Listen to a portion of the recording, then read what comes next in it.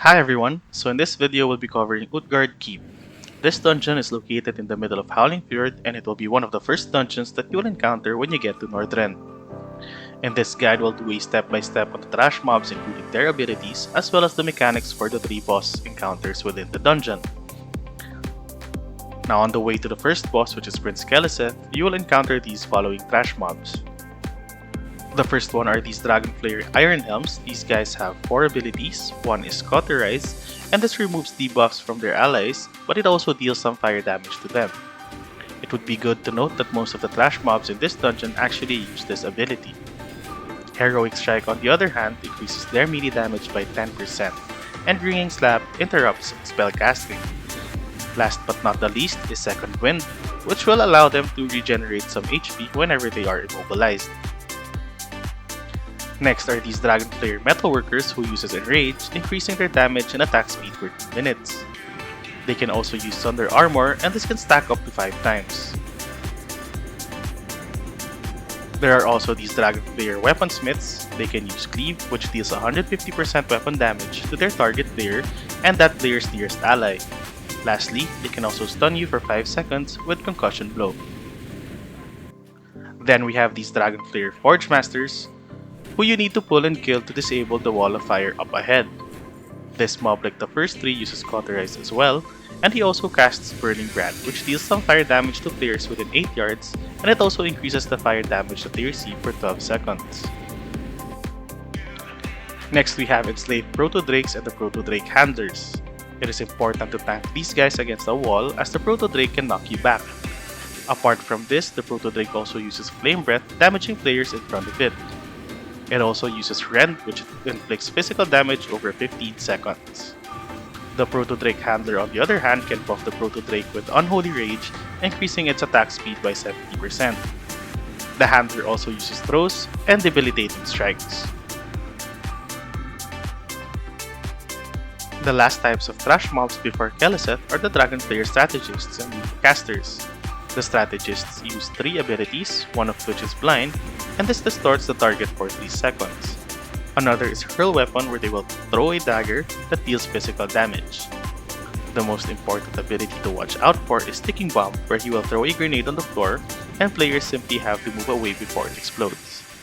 The Rune Caster on the other hand casts Bolthorn's Rune Flame, which deals fire damage to nearby players for over 2 seconds. Another spell that the Rune Casters use is Njord's Rune of Protection, which shields their allies for up to 50,000 damage for 8 seconds. So now we are at the first boss, which is Prince Keleseth. In terms of positioning, it is important in this encounter that the group sticks a bit near the tank, as Keleseth will summon bright blue skeletons to aid him.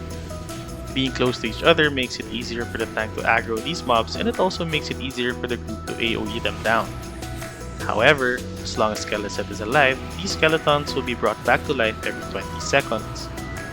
Keleseth will constantly cast Shadow Bolt, which deals quite some damage, but his main ability is his Frost Tomb. This spell traps a random player in ice for up to 20 seconds while receiving frost damage each second. Staying close to each other also makes it easier to destroy these tombs and free the player. Apart from resurrecting, the bright blue skeletons will also use Decrepify, which reduces a player's strength and movement speed.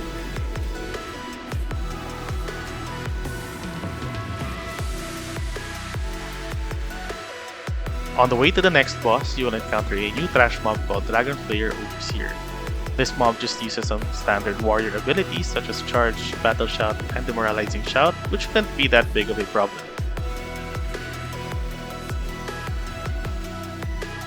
The next boss encounter will be against Scarval the Constructor and Dalaran the Controller.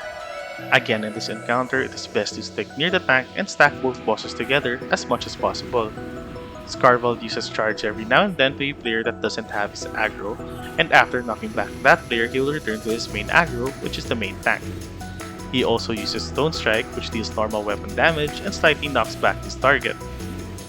Dalaran, on the other hand, will be casting Shadow Bolt and Debilitate, which lowers movement speed, melee and ranged attack speed, as well as spell casting by 50%, and this also deals shadow damage over 8 seconds. When one of the bosses dies, he or she turns into a ghost, which cannot be targeted or attacked, so the tank won't be able to taunt him or her which is why it is important to stack them both as much as possible and try to kill them both between a short interval. Now on the way to the last boss, you will encounter another set of new trash mobs, namely Dragon Player Heart Splitter and Dragon Player Bone Crusher.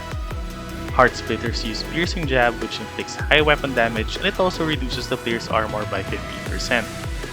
They also use Throw, which is another damaging ability, and Wing Clip, which slows movement speed by 30%.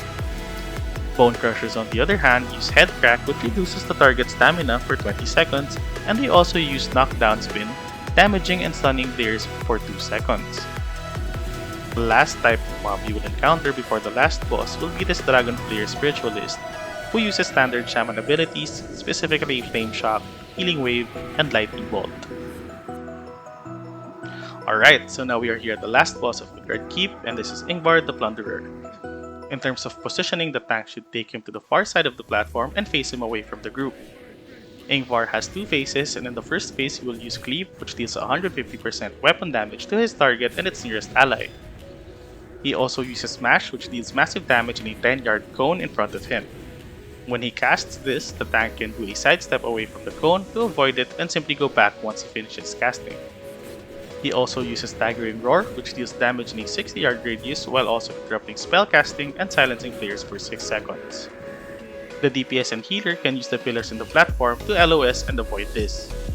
When he dies, phase 2 begins and he is resurrected as a ghoul. This time he will use Dark Smash, which is basically like Smash, but this time it deals additional shadow damage and it also knocks you down.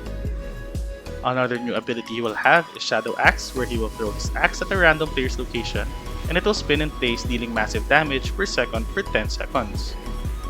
He will also use Woe Strike on the tank, which deals a lot of damage, and it also gives the tank a debuff that damages the healer with shadow damage whenever the tank receives healing. Lastly, he will also start using Dreadful Roar, which is basically an upgraded Staggering Roar, this time silencing for 8 seconds and giving a debuff that increases shadow damage received.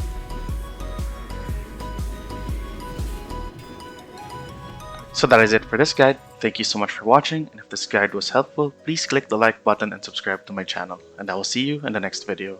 Bye guys!